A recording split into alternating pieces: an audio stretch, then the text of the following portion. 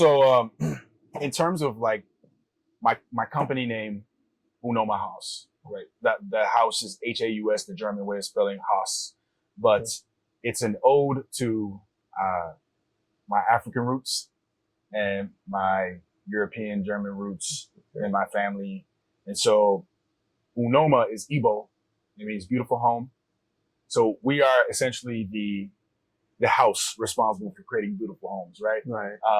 The shop creating beautiful homes, and you can expect to find beauty and high quality builds in anything we do. So in terms of the challenges that I faced initially when I built this truck, I think number one was parking. So when you get back to New York, you get in your car, you're not going to think about where you're going. You're going home. Right. It doesn't matter where home is. You're going home. You know where it's at. Right. With this, I'm parked right here now. I could go to Chick-fil-A, get some food. And coming back, I'm like, okay, I can't stay here tonight. Where's home going to be? And so building up that list of pins in my Google Maps that lets me know I can park here on Saturdays all day, or I can park here all week and not have to worry about anything. I can park here, but there's high foot traffic. So I don't know if I want to do that unless it's like early in the morning. And I have these pins and I have these notes in my Google Maps that slowly but surely I generated these parking spaces and parking spots. And some of them have signage. Some of them have meters. I don't abide by those rules sometimes. Yeah. But, if I get a parking ticket because I didn't pay a meter, that's fine. The most I've gotten was a knock from police, basically just kind of wondering what I was doing and telling me like, hey, you really can't park here. But if you move your truck every few days, you should be fine without tickets. And that was about it. It is a scary thing having someone knock on the outside of your vehicle and you not know who it is or what they are. I do have cameras on the outside of my vehicle that I can talk to and see people and record. But parking was the hardest thing at first. After that was the bathroom situation.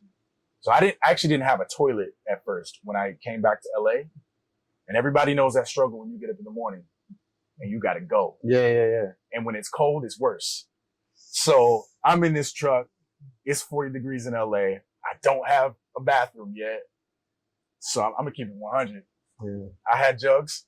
I had water jugs that I had to go to the bathroom in. Gotta do what you gotta do. Or if I parked near a Starbucks, I get up real quick in the morning, put on my clothes and hit that Starbucks real quick and then come back to the truck, or a grocery store, whatever. That was a struggle until I got my toilet. Thankfully we can build where somebody doesn't have to deal with that. Yeah. But initially when I did it myself, I dealt with that. And then, secondly is, I think it's the ability to really have your friends over. I'm an artist too, and I'm a photographer. I love to read. So you see my little bookshelf, but I have a storage unit with 3 or 4 boxes full of books that I can't have in here because of weight and because of space. I also have a bunch of art that I can't have on the walls because I don't have that real estate on the walls. So I have to like pick and choose what I want, and I rotate my art when I can.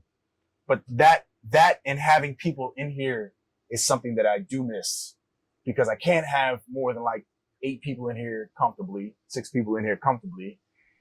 But they also need to be able to get to me. So if I can't park near my friends, I can't park in Hollywood, right? Like some of my friends are in Hollywood. I can't park in Hollywood. Right. So they have to be able to come see me. And sometimes that's not feasible. Thankfully, I'm okay being alone though. I do miss my friends, but I'm also okay with just my own company. But it's a lot easier for me to go see my friends instead of them coming to see me. And, that's the sacrifice I made. But I think those are some of the challenges with this lifestyle that you find. Another one that will probably come up that I'm sure someone is going to ask in the comments or otherwise is about dating. And dating actually was not a challenge. I was gonna say that, but I didn't want to. Dating was actually not a challenge because if nothing else, this truck is a conversation piece. So I'm, if I'm in a bar or something, I'm dating right now, but if I were in a bar talking to somebody and it's like, yo, so where do you live? And I'm like, everywhere. So they know, really, where do you live? I'm like, well, I built a delivery truck and inside of it is a tiny home. And they're like, what? Wait a minute, what? I start showing them pictures. Next thing I know, they're like, I want to see it. Like, I want to tour right now. Right. I can't count how many days I've gone on and we've come back to the truck to so I can give a tour. And it's two types of women. This is dope, but I couldn't date you. Like, I couldn't be in here full time. And I think some of them think that we have to stay in here all the time. And then you get the woman like, yo, this is dope. I'm trying to date you. Like, this is fly. I don't know anybody doing this. Right. So, and I think either way it's a win because with both cases, the woman is walking away with her mind expanded in terms of possibility for home. Yeah, you brought it in the mind. Either way. Yeah. Because they've never seen this before in their life. And, or if they dated me, they've never dated a guy who lived in a delivery truck. They'll never forget me. Clearly. They'll never forget me. That's a fact. But dating has been, it's been fun. Like it's been fun. I get people all the time that ask me, Have you ever parked next to, first of all, I want to touch back on the, where you pin everything because I realized that you create a whole data system that you can actually sell with the package. Yep. Okay. So we're doing that. All right. So I thought about that. Yeah. All right. But now, have you ever parked next to a bar and then you just, drink and then just walk right in? Yeah, absolutely. Right there's a place up in, up in the Valley area where I used to park all the time. And right next to one of my favorite bars is some meters. Yeah. And I would park there all the time and just I would go get drinks. Come right inside. Come back home. Yep. Fire right come there. back home. I've gone on dates at that bar and then come back home. Lit. You know, you don't gotta worry about getting drunk. You don't gotta worry about driving.